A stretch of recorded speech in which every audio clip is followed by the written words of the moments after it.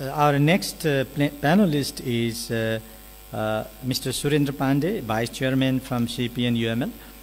And I would like to request before I request Surendra Pandey, I just want to say, some people think that MCC is just a matter of some developmental assistance and aid, but that according to the topic that we have put here is not the case. MCC must be understood in the context of the US global foreign policy of global domination and hegemony. It wants to restore hegemony in the Indo-Pacific region.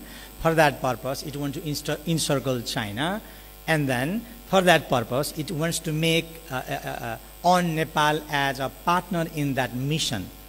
India as a partner, Sri Lanka as a partner, Bangladesh as a partner. It has already some allies like Japan and South Korea. So the purpose of MCC in Nepal, according to some critic, including myself, is to on Nepal as a partner in a process of encirclement or containment of China.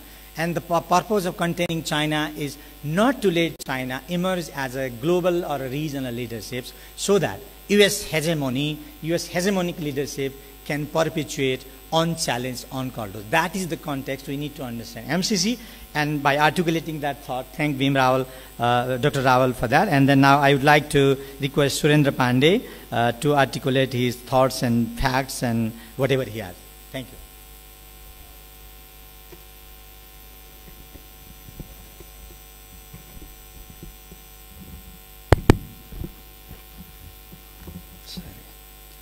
धन्यवाद।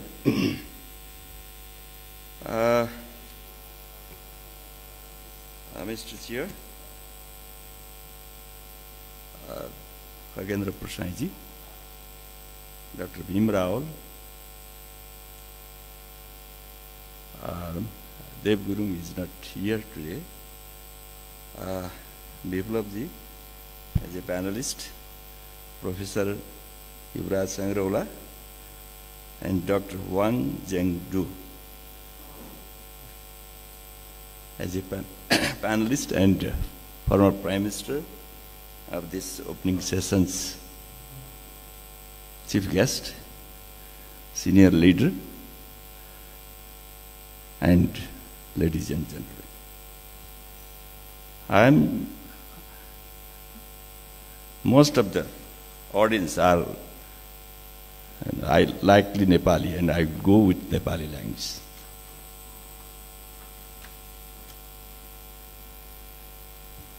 आज म यहाँ चाहिँ झलनाथजीले निम्ता गर्नुभयो, मलाई धन्यवाद भन्न चाहन्छु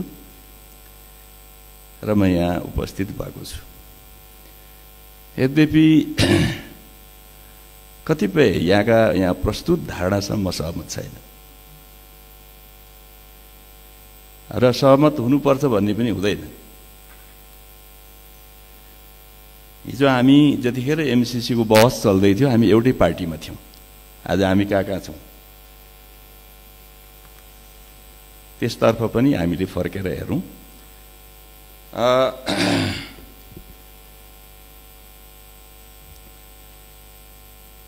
विश्वलाई कसरी हेर्ने भन्ने कुरा हामीले अलि फराकिलो हाइटबाट हेर्नुपर्छ र नेपाललाई त्यहाँ कहाँ राख्ने भनेर हेर्नुपर्छ भन्ने लाग्छ मलाई। हामी विश्वको पार्ट पनि हौं र विश्वबाट अलग पनि हौं। हामी एउटा सानो नेपाल पनि हौं। हाम्रो कनेक्सन त्यहाँसम्म छ, त्यहाँबाट फेरि हामी एउटै पनि होइनौं। हामी पृथक पनि छौं, इन्टिग्रेटेड पनि छौं यो विश्वसँग। त्यसबाट अलग भएर हाम्रा कुनै नीति हामी अगाडि जान सक्दैनौं। यो सच्चाइलाई हामीले बुझ्नै पर्छ।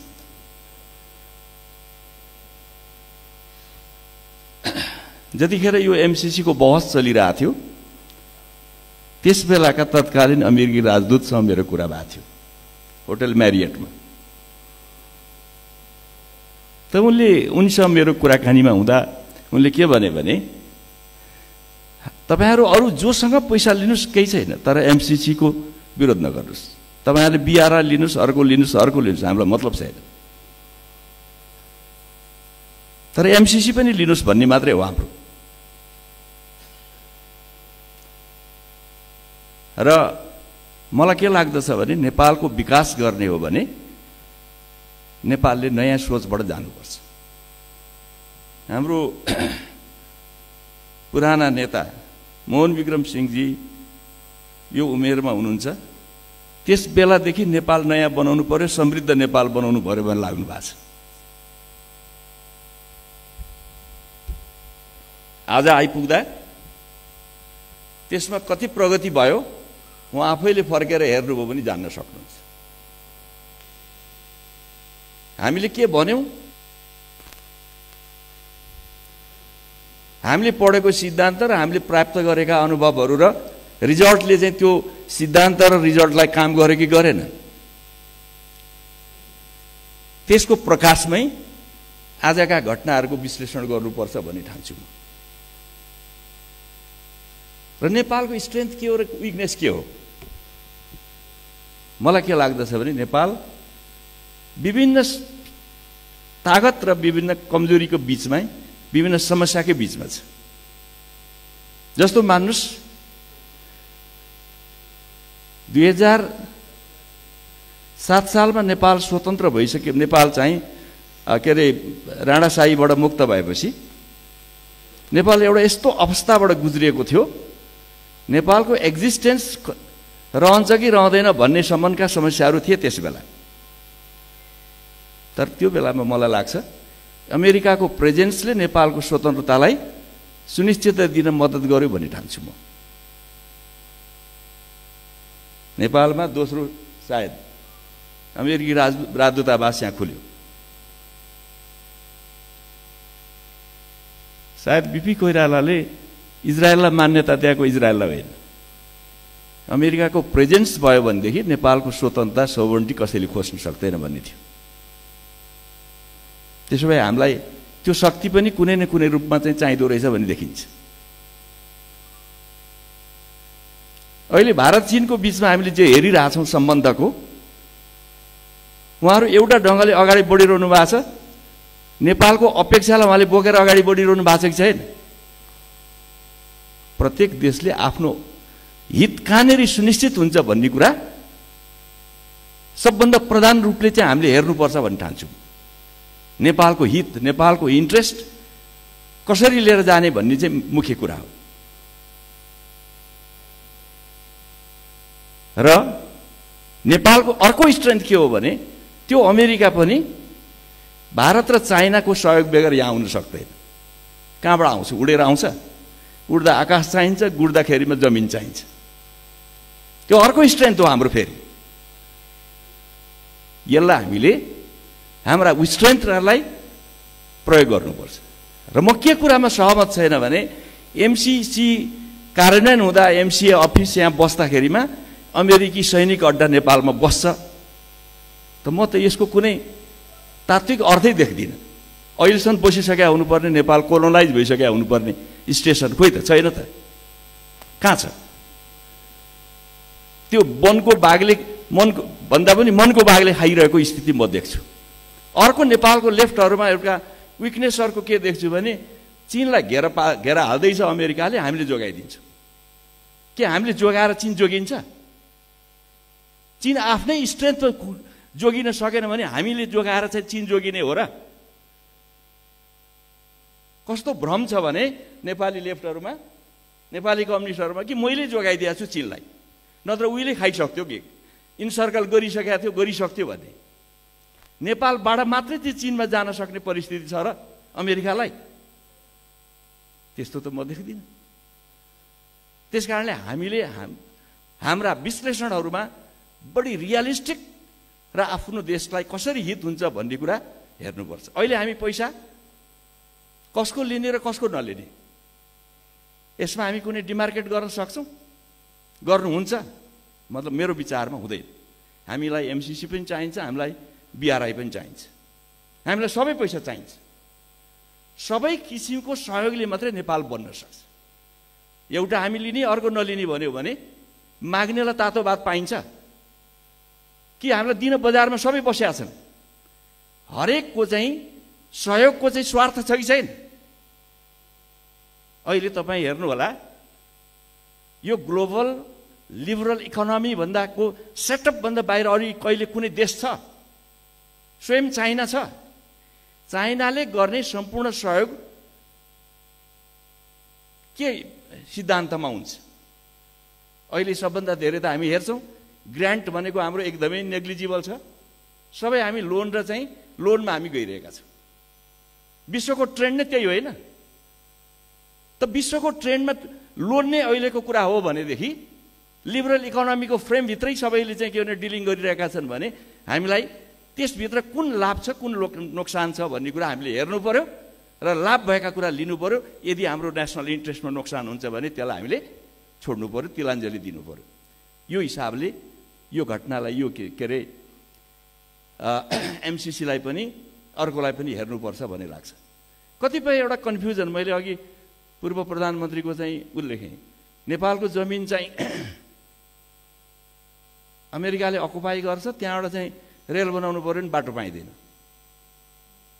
तपाईँले ग्लोबल्ली चाइनाले अफ्रिकामा गरेको चाहिँ परियोजनाहरू निर्माण गरेको ठाउँमा त्यो जमिन चाइनाको अकुपेसनमा हुन्छ कि हुँदैन? त्यो परियोजना छाउन्जेल हामीले त्यो हेरेका छौँ। त्यो स्वाभाविक छ नि। उनीहरूले आफ्नो प्रोजेक्टको चाहिँ सुरक्षा र अरूको कुराको लागि चाहिँ त्यो गर्छ कि गर्दैन? गरिरहेकै छन् नि। हाम्रो दिमागमा एक प्रकारको, तर त्यो जमिन उसले चाहिँ अकुपाई गर्न पाउँछ, मिल्छ? मिल्दैन। नेपालले त्यसलाई नदिएसम्म त पाउँदैन नि। त्यस कारणले त्यसतर्फ पनि धेरै आतंकित हुनुपर्ने कि मानौँ त्यो लगिहाल्छ त्यसले भन्ने खालको जुन बुझाइ छ, त्यो बुझाइमा त्यति सहमति म राख्दिनँ। त्यस्तो रियालिटी होइन। र यो 1970s तिरका चाइनिज कम्युनिस्टहरूको थिङ्किङ अहिले पनि हाम्रो नेपाली कम्युनिस्टमा गएको छैन।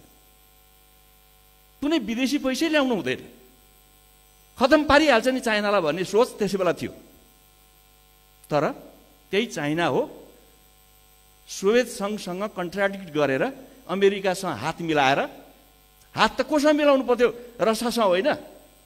चाइनाको इन्ट्रेस्टको लागि चाहिँ उसले लेफ्ट वामपन्थीको इन्ट्रेस्टको हिसाबले त रसियासँग हात मिलाउनु पर्ने होइन। उसँग झगडा राखेर अमेरिकासँग हात मिलाएर युएनको सेक्युरिटी काउन्सिलको मेम्बर भएर चाइनाको पोजिसनलाई चाहिँ ग्लोबल प्लेटफर्ममा आज ल्याउनमा त्यो पोलिसीको कामले भूमिका खेलेको छ कि छैन? त्यो उनीहरूले लिएको स्वतन्त्र नीतिको कारणले आज चाइना यहाँ आइपुग्यो।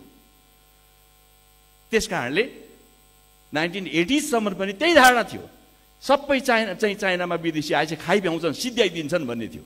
खोइ त आज त्यसो भन्नेहरू र चाइनामा चाहिँ के भने चाइनाले अमेरिका भ्यायो भन्नेहरू छैनन्। अहिले ठिक उल्टो भएको छ कि छैन? त्यसैले नेपालको नेसनल इन्ट्रेस्टमा काम गर्ने र त्यसमा तलमाथि नगर्ने, कहिले हामी यसो हेर्दाखेरिमा चाइना नजिक जस्तो देखिन्छ, कहिले हामी यसो हेर्दा इन्डिया जस्तो नजिक देखिन्छ, कहिले हामी अमेरिका जस्तोसँग नजिक जस्तो देखिन्छ, कहिले अमेरिका विरोधी देखिन्छ, कहिले चाइनासँग नमिल्या देखिन्छ, कहिले इन्डियासँग नमिल्या। यो हाम्रो फरेन पोलिसीको मेन कुरा नै यही हो कि हामी नेपाली हौँ र नेपालको इन्ट्रेस्ट र नेपाल निर्माण गर्ने कुरा चाहिँ हाम्रो मुख्य विषय हो। यदि यो कुरामा नेपाललाई अगाडि बढाउने सन्दर्भमा कुनै पनि किसिमको सहयोग चाहिन्छ भने त्यो सहयोग हामीले लिनुपर्छ। किन मैले त के देखिरहेको छु भने हिजो म फाइनान्स मिनिस्ट्री पनि चलाएँ, सित्तैमा कसैले पनि केही दिँदैन। There is no free lunch भन्ने एउटा इकोनोमिक्सको टर्म छ। सित्तैमा कसैले केही पनि दिँदैन, खान दिँदैन भन्ने एउटा। Everything is in return. अघि यहाँ आयो नि अमेरिकाको फरेन पोलिसी नाफामा छ, कसको चाहिँ नोक्सानमा चाहिँ चलेको छ? कसैको पनि नोक्सानीमा चल्दैन। हरेकले प्रफिट खोज्छ, रिटर्न खोज्छ। त्यो रिटर्न उसले बढी पाउने कि हामीले बढी पाउने, यसमा हाम्रो कुशलताले निर्धारण गर्छ र त्यो कुशलता राख्न सक्नु पर्यो र त्यो क्षमता हामीले राख्न सक्नु पर्यो। अब पनि हामीले इकोनोमिक अथवा चाहिँ इस्युज वाइज छलफल गरेर नेपालको इन्ट्रेस्टलाई स्थापित गर्ने र नेपालको चाहिँ इकोनोमी र इन्डस्ट्रियलाइजेसनको बाटो हामीले नलिने हो भने अर्को कति वर्ष हामी चाहिँ यस्तै दास्ता र गरिबीको चाहिँ चक्करमा पर्छौँ। भविष्यका पुस्ताले हाम्रो इतिहास लेख्नेछन्, कसरी लेख्छन् त्यो उनीहरूको जिम्मा। मैले यति भनेर आफ्नो कुरा सकेँ। धन्यवाद।